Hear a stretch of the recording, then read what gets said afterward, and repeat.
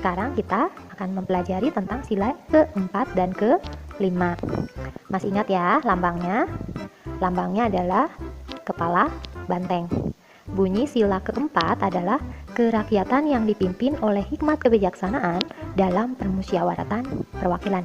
Nah, sila keempat ini menghendaki kita untuk menghargai hak dan kewajiban semua orang, semua yang ada di negara kita. Kita memiliki hak dan kewajiban yang sama ya, dan harus saling menghargai. Karena itu, negara menghendaki kita untuk melaksanakan musyawarah untuk mengambil keputusan. Sebaiknya semua keputusan itu kita ambil dengan bermusyawarah dulu sebelumnya. Nah, kita ke contohnya. Nih, lihat. Ini adalah contoh penerapan sila keempat. Ketika akan memilih kepala desa, dilakukanlah musyawarah. Nanti semua warga desa diberi kesempatan untuk menyampaikan pendapatnya, menyampaikan pilihannya, siapa yang sekiranya pantas menjadi kepala desa. Ini salah satu bentuk musyawarah ya, contoh musyawarah. Nah, ini musyawarah yang dilakukan keluarga Udin. Keluarga Udin sedang bermusyawarah tentang mereka akan pergi jalan-jalan. Kira-kira akan pergi kemana ya? Ada mungkin usulan dari Udin mau ke kebun binatang, atau usulan kakaknya mungkin maunya pergi ke pegunungan. Nah, sebaiknya dilakukan musyawarah supaya semuanya merasa senang. Diambil keputusan bersama, bukan hanya satu orang saja. Nah, bagaimana sikap kita kalau sedang musyawarah ya? Sebaiknya kalau kita mau menyampaikan pendapat, kalau misalnya banyak ya orangnya, kita perlu mengangkat tangan dulu, meminta izin dulu untuk menyampaikan pendapat. Kita jangan sampai memotong pembicaraan orang sedang berbicara kita langsung bicara, itu tidak sopan ya. Kita angkat tangan dulu, minta kesempatan untuk berbicara, baru kita sampaikan pendapat. Jangan sampai kita memotong pembicaraan orang lain.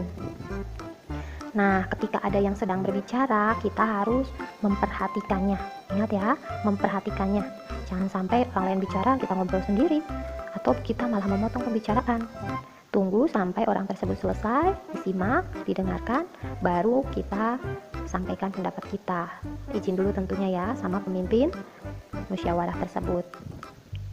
Nah, di sini Ibu Guru sedang memimpin musyawarah untuk melaksanakan kerja bakti.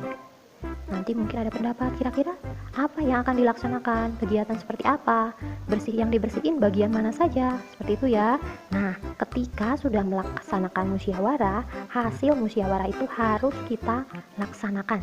Jangan sampai saat musyawarah kita setuju, tetapi pada saat pelaksanaan, pada saat waktunya bersih-bersih, kita malah pergi. Gak boleh gitu ya. Kita harus melaksanakan hasil musyawarah.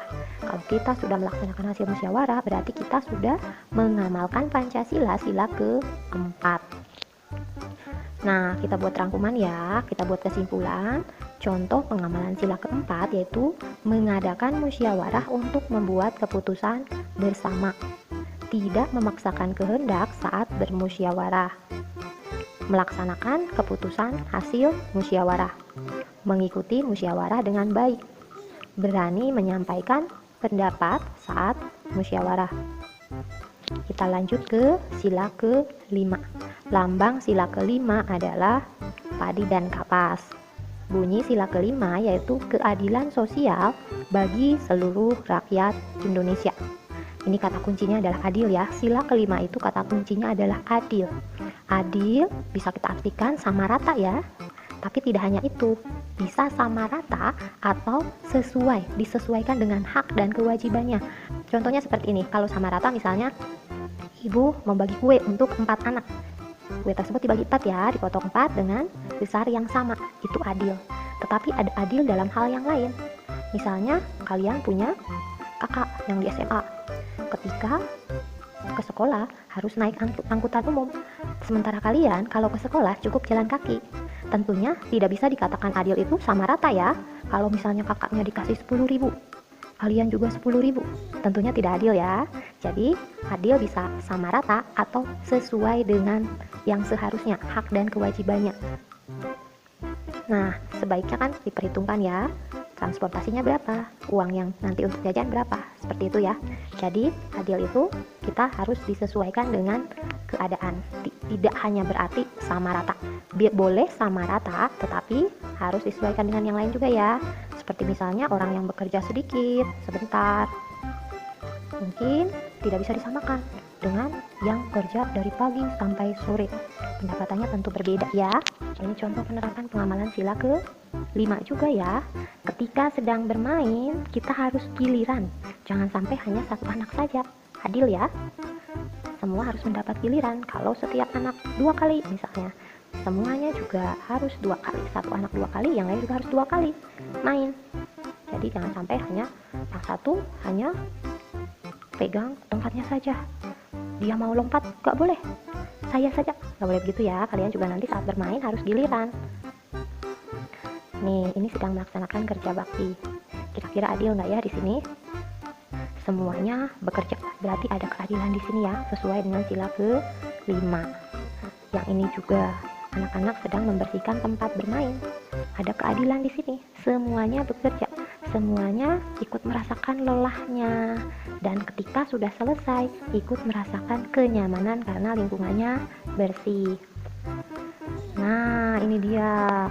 Sila ke-5 menghendaki kita untuk saling membantu. Berikutnya, sila ke-5 juga menghendaki supaya kita saling membantu. Kita mau berteman dengan siapa saja, tidak membeda-bedakan teman ya. Nah, berikutnya kita ke rangkumannya atau kesimpulannya.